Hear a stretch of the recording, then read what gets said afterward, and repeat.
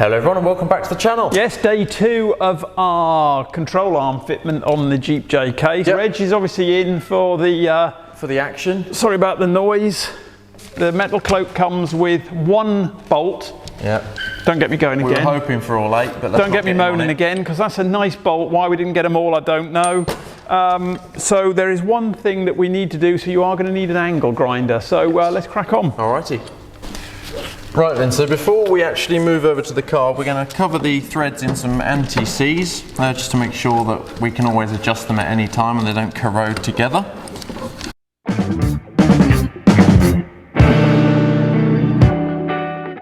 And after we've copper greased, we're just adjusting the lengths to what Metalcloak recommend. It's all on their website if you want to have a look. So is there anything that we need to think about which way these face? Well, when you look at the control arms, you can see, hang on, I'll hold that up. You can see that the ball joint is actually bent, well, angled to match in a certain orientation. So if I turn it halfway the other way, it'll actually be sitting wrong. And obviously you want these in line with each other. So you've got to set these on 1 full turn? Yes, okay. You've got to do a full turn. Okay, so we're starting with the upper control arm here. Now, this is a size 18, and I'm just going to use the breaker bar as to my dad's sadness. Can't get the ratchet gun in here.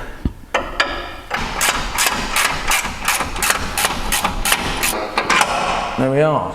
Bolt number 1 is out. Yeah, you ready? Yep.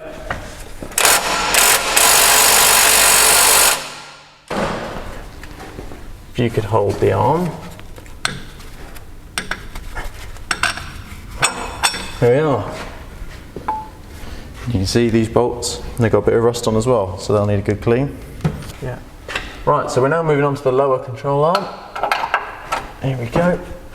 This is a 21mm socket, yet again, surprisingly loose. We started on doing this bolt, but then realised the opposite end was easier to get out first. Nice one. Well, we didn't. Shit. Right. Oh, he was a fair move, wasn't he? Yep. Right. Top one in now. Okay, now on with the reinstallation. We started off by replacing the upper control arm, and of course that went on with no problems whatsoever. Then we moved on to the lower one, which you can see us struggling with here. It took an hour, and then we realised it was on the wrong way. So with our hour-long cock-up out of the way, we're going to install this correctly. Now we're going to start with the solid end of the lower control arm joining the axle, and the adjustable ball end always goes to the vehicle. It's the same for the uppers and lowers on this, so the adjustable bit always to the car. Now the control arm also has a kink in it, which you want to have facing inwards towards the engine. I'm putting my full body weight into that. Nice. Right. Right, should we larrup this one up then? Let's larrup it, sir. Oh, go on. Oh, easy, easy, easy. Oh, you know how happy I am with that? Give me some of that. Right. Brilliant. Well spotted. Yeah, well, God, I walked in, because it was funny, we were going to go and ask our neighbour for help, and he wasn't here. So we got it in, just as he knocked on the door to help, and he went, oh yeah, we just got it in, don't worry about it, we don't need your muscles. And then we walked back up to the car, and I went, oh, God, it's in the wrong way. I tell you what, it's worth watching Two Fools, isn't it? It is. Do you know what? You know what now? Mum's supplied good lunch. Yeah, we got salad, we are gonna quiche and all quiche, we're going to stuff ourselves scentless. I'm going to be burping the whole afternoon, so we're breaking here because I'm knackered. Okay, so here we are, we're starting on the other side now. Lovely lunch, wasn't it? Cracking lunch. Absolutely cracking lunch. And you can see this is the passenger side, and this is obviously left-hand drive car, so this is the passenger side front upper, and the bolt physically can't come out unless we take the whole downpipe off, which is a lot more hassle. So that's why they include that 1 new bolt. Won't get Dad started on the fact he didn't get 8. Why didn't I get 8? Anyway, so we're going to undo that all the way as far as we can, then angle grind it off and then pull the rest out. That's the plan. So Dad's going to be on angle grinding duty, just in case, because you know, if he messes it up, it's his fault and I can laugh. I'm quite tight.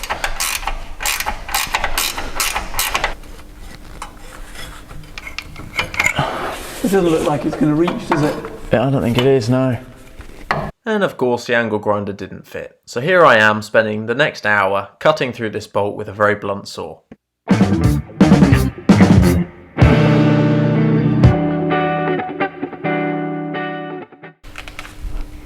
Okay, so the bolt that I've cut's being a little bit stubborn, so I'm just going to take off the other end now, and then I'll have plenty of movement to get that bolt out, as there's not that much to grip on since we've cut it.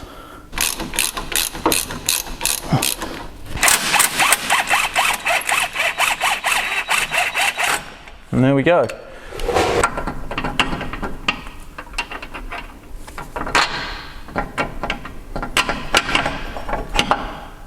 Right, there we go. It is now out. Wahee. So, you can see I cut the bolt here, and even though I cut the head off the bolt, it was still too long and would hit the exhaust. So what I did was I just poked it through into the chassis, of course being careful not to put it all the way through the chassis so it fell in. So it stuck out a bit in the chassis, then I put a pair of pliers through that hole, pinched it and just pulled it out that way. It was much easier. Right, so the new bolt is going to have to go in like I just showed you from the outside in, but you've got to get it through the width of the chassis. Now, if I drop it in the chassis, that's it, we'll never find it again. So I'm going to find a way, well, a very simple way of securing this to the socket with a little bit of tape, because the tape will always come off, and I can just rip the tape off once I've secured it. So if I get the extension on there, and we'll try and get it through. Thread's too big for the hole, so we've got to drill this one side out here. Yes. Okay.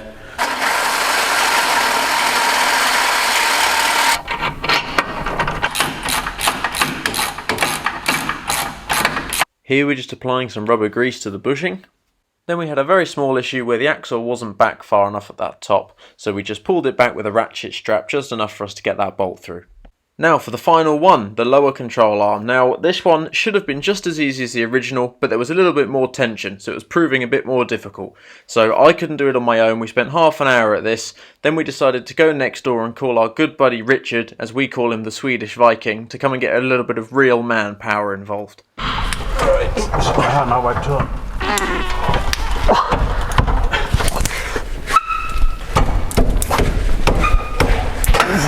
Yes. Right, we're That's there. good. Yep. Right, hold on then. Yep. Ladies and gentlemen. And we're... How far? See a thing. Hello? How far? About half an inch if that. We're in. Okay. Oh, Richard, you are a man. I didn't take it. You okay? Richard, you are the man. Wow. Yeah. He made that look easy. Sexy. Yeah. Nice. This is the final tighten up, as we've had the Swedish tank Richard come and absolutely wedge this into place for us. Right. Now the final job is to degrease, to take off all of the anti-seize that we've got on, and clean it up and put some Loctite on, and of course tighten those up with our biggest wrench we can possibly find. Nice. Now the last thing we did was just go and check every single bolt was tightened down as much as we could. Now the instructions didn't actually include a torque setting, so we just did these really tight. Now moving on to the rear control arms, this is exactly the same procedure as the front, other than the fact we don't have to angle grind any of the bolts out. Metalcloak have on their website the correct lengths to set the control arms to according to the height of your Jeep, and it went extremely easily compared to the front, and luckily for the Jeep we didn't have to get the Swedish Viking involved. I think the Jeep was a bit worried about him ripping the axles off.